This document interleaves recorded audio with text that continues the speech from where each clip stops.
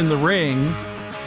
By the way, it was nicely put the other day when he was on the Tapper show, and he said, well, you have everybody here. I'm the only one on the panel on the other side, even though there was an alleged Republican right next to him. I say alleged.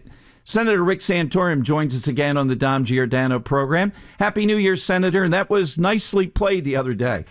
Thank you very much, Dom. It's great to be back with you and talking to the folks in the Delaware Valley.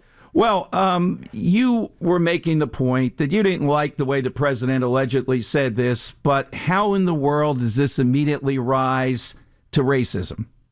Well, the idea that we have a president who is obviously doesn't speak the way most presidents speaks, and that just lights every liberal's hair on fire. And look, if we had a liberal president who spoke in those terms, I think I would be equally upset about it.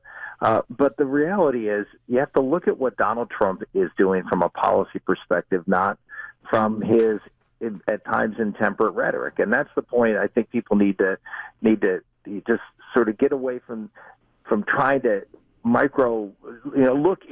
inspect every utterance that comes out of his mouth and look at what he's advocating, what he's doing. And on the issue, at the time we're talking about the issue of immigration, the four things that Donald Trump is advocating for are four things that are aside from the wall.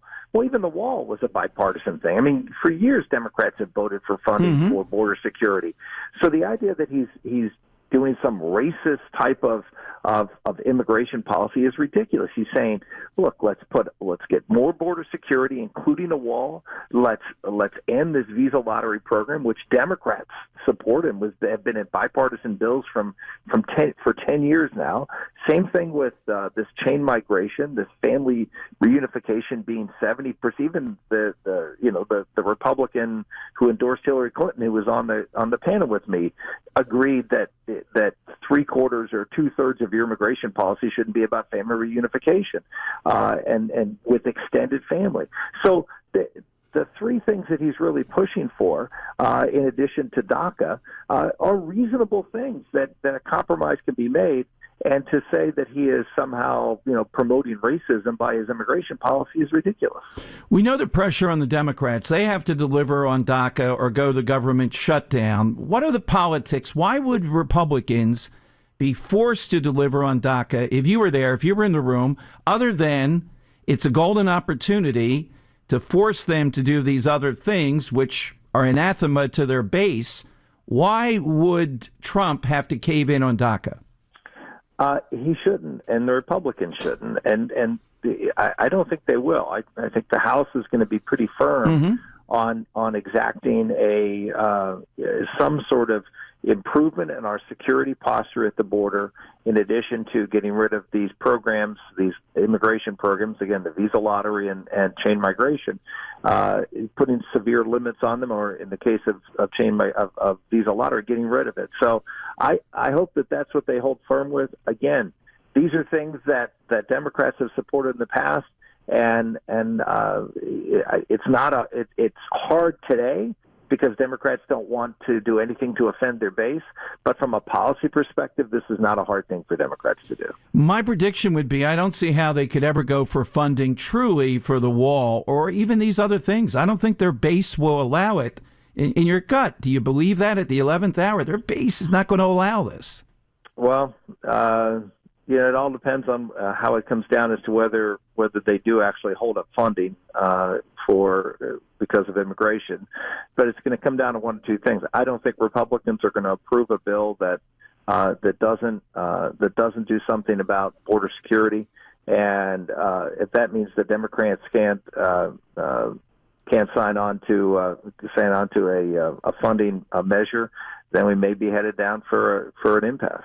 What happens then? What are the politics? You've been inside this when it happens. Is it a cardinal rule of politics now?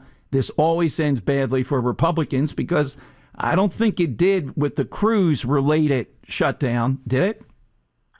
Well, I'm not sure it was a great thing if you look at all the polling numbers throughout that time, it certainly did hurt Republicans. They were overwhelmed. There were other things going on that that over time overwhelmed that and put that in the rear window. But it was not a positive for Republicans, and I would say this time, because of the immigration issue and that being the focal point, it's probably less of a risk for Republicans. There seems to be, it's pretty clear that the Democrats are the ones who are holding this hostage, where in the past it was always the Republicans saying, if you don't do this, we won't go along. Now it's the Democrats saying it. So it is a very different, you say the crew shut down, well, you're saying it.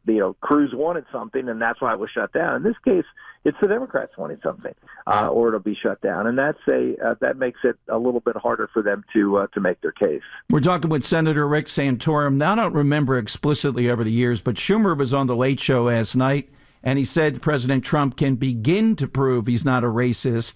Did you ever face anything like that? Some area where Democrats were saying, the media on their side, Rick Santorum's got to do this to prove he's not that.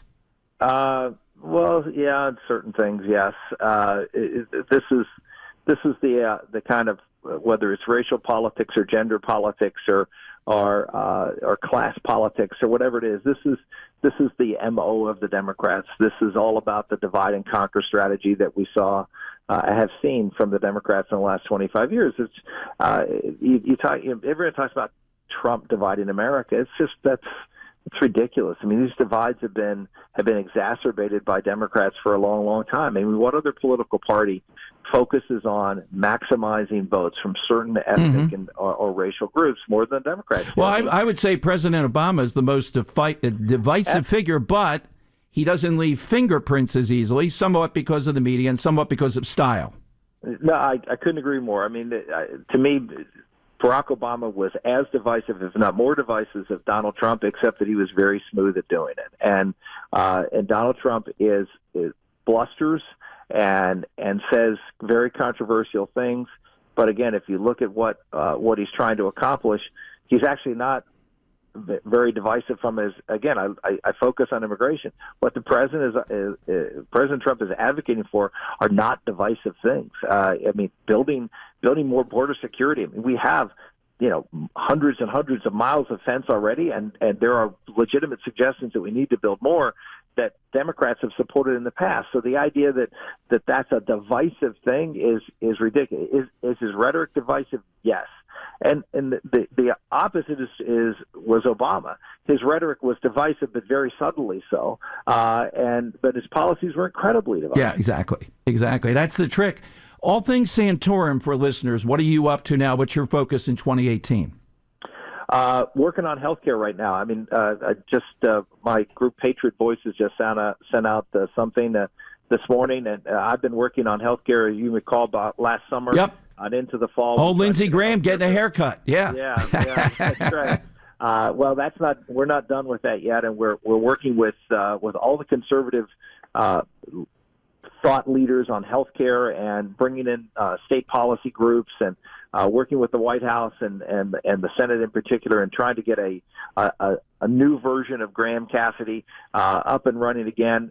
This is really a tragedy. The health insurance system in this country, the idea that we relieve the individual mandate, which is what happened in the tax bill for 2019, that's going to fix things is ridiculous.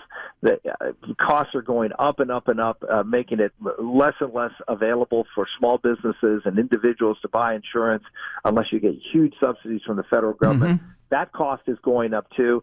This is a disaster for Republicans if they don't deal with this problem, because it's going to overwhelm any benefits that people are going to see in the tax bill are going to be overwhelmed by increases in health care and its continuing deterioration of that system. They've got to deal with this. And I hate to say it, but Mitch McConnell, Paul Ryan, and unfortunately even the White House now are saying, we don't want to deal with that because we don't think we can pass a bill. Well, you don't know if you can pass a bill unless you try. And right now, no one seems to be trying. Well, let me assure you, I'm trying. And we have meetings every single week, in fact, multiple meetings, and we're trying to put together a consensus bill. And I would certainly appreciate your support if you can go onto our Patriot Voices website and sign onto that letter and send that letter to your congressman and to the White House that you want repeal and replace to be still on the front burner for Republicans in this Congress. That's patriotvoices.com. That's it. Very good, Senator. Thank you. Thanks for the update. Thank you so much, Tom. Good talking to you. Same here. Senator Rick Santorum on Talk Radio 1210, 855-839-1210. Coming up, the guy